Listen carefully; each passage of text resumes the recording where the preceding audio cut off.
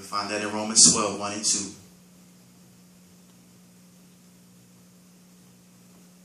The fourth thing I got for you is faith. Write down Hebrews chapter 11. Yeah, the whole chapter. That chapter's powerful. I'm telling you, you got to read it. The last thing I'm going to give you is commitment.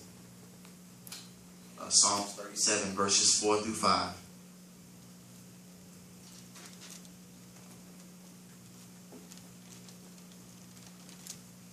Everybody got that? I want to give you this last thing before I get out your way. I had the opportunity to look up how to plant the seed.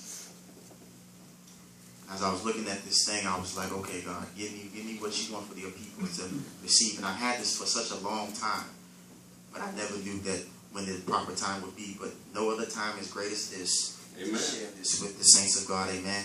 Amen. The first thing you got to do when you're planting your seed is first you have to buy your seeds. Okay.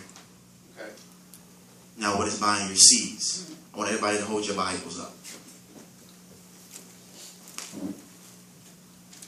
Everybody got a Bible? Okay, you purchase your seed. Okay, that's your seed. Okay, that's your seed. Now, after you plant your seed, you have to dig a hole. That means in reversing, that's reserving your foundation. If you notice that people, construction workers, they build, and when you buy a certain type of property, they reserve that whole foundation of property for your house to be built. They're digging the hole to reserve your foundation. All right. Come on, make it plain. The third thing I want you to see is when you made a hole, then put 2 or 3 seeds into one hole. Now this was strange because the number 2 and 3 says where 2 or 3 gather, he shall also be in the midst. Come on. But there's one for the Father, one for the Son, and one for the Holy Spirit. 2 or 3 seeds into one hole. Yeah.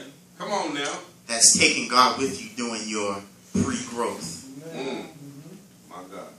So when you're planting your seed, you're letting God know, hey God, I want you to travel with me throughout my journey in my pre-growth stage. Amen. I like this next one because I put water, and more water. That signifies you're equipping yourself for your harvest. Because how do you know if you don't get the proper sunlight or the light or the right moisture or the right water, your harvest or your seed cannot grow. Come on now. Come on.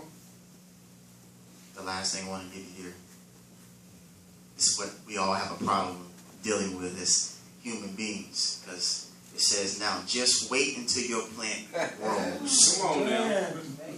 Wait.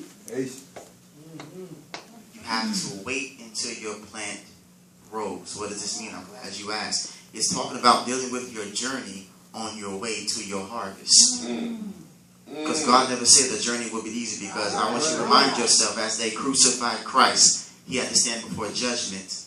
And after he was judged, he was immediately going to the process of being crucified.